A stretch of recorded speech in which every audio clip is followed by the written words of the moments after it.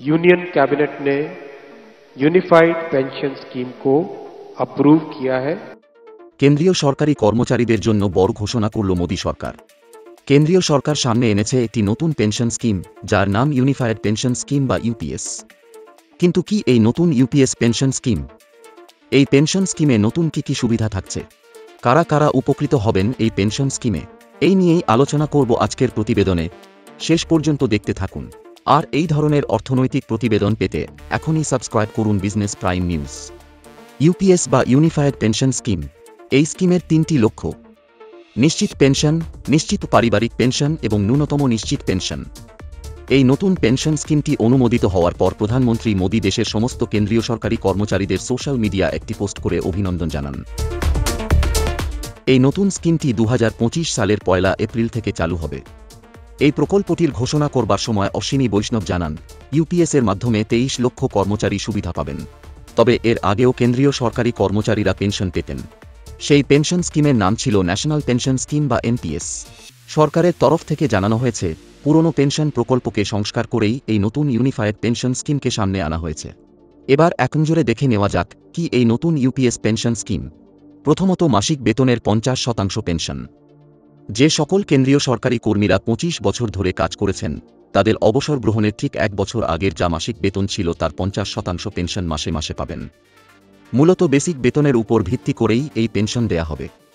এক্ষেত্রে শর্ত এই যে পেনশনভোগীকে কম করে 25 বছর কাজ করতেই হবে। দ্বিতীয়ত, নিশ্চিত পেনশন। এই নতুন স্কিমের আওতায় যদি কোনো কর্মচারী 25 বছরের কম সময় চাকরি করেন, সেক্ষেত্রেও পেনশন মিলবে। আর যদি কোনো কেন্দ্রীয় সরকারি কর্মী ন্যূনতম 10 বছর কাজ করেন, সেক্ষেত্রে নিশ্চিতভাবে 10,000 টাকা পেনশন পাবেন। তৃতীয়ত, নিশ্চিত পারিবারিক পেনশন। ইউনিফাইড পেনশন স্কিমের অন্যতম গুরুত্বপূর্ণ একটি দিক হল নিশ্চিত পারিবারিক পেনশন।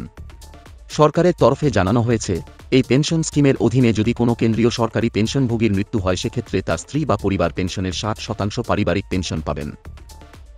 यूनियन कैबिनेट ने यूनिफाइड पेंशन स्कीम को अप्रूव किया है, इसको अनुमोदित किया है और ये स्कीम अभी आने वाले समय में लागू होगी।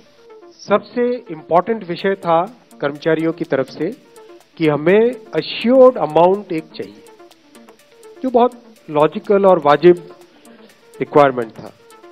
तो इस डिमांड पे एक मेथोडिकल वे में काम करके और एक्चुअरियल साइंसेस, जो लोग आगे का भविष्य का रिक्वायरमेंट वगैरह कंप्यूट करने का एक तरीका होता है जिसको एक्चुअरियल साइंस बोलते हैं, उनके साथ मिलके कई तरह के फाइनेंशियल मॉडल्स को प्रोजेक्ट करके और सबके साथ मिलके एक सिस्टमेटिक तरीके से 50% अश्योर्ड पेंशन, ये इस यूपीएस का सबसे पहला पिलर है।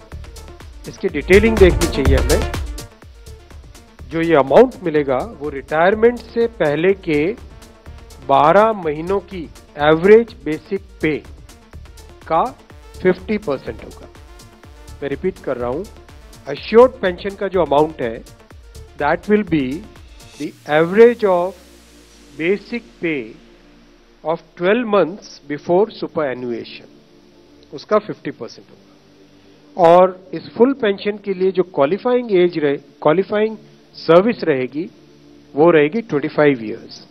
यानी 25 वर्ष तक अगर किसी ने काम किया है, सेवा की है, तो उसको फुल पेंशन यानी जो ये अश्योर्ड पेंशन का अमाउंट है वो मिलेगा।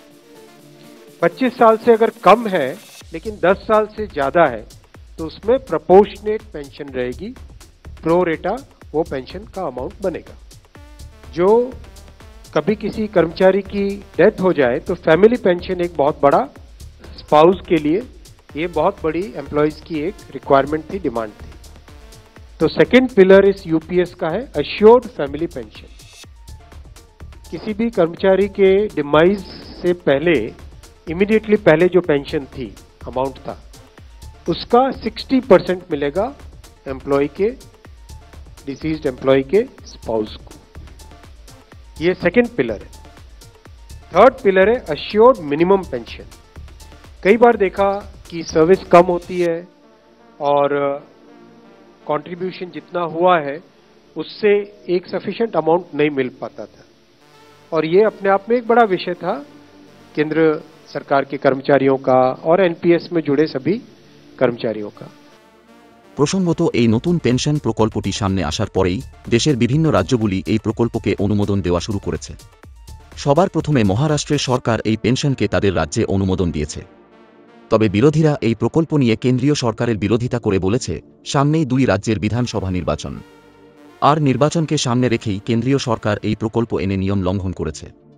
তবে আপাতভাবে বলা যায় কেন্দ্রীয় সরকারের এই নতুন ইউনিফায়েড পেনশন স্কিম দেশের কেন্দ্রীয় সরকারি কর্মচারীদের মধ্যে জনপ্রিয় হতে শুরু করেছে।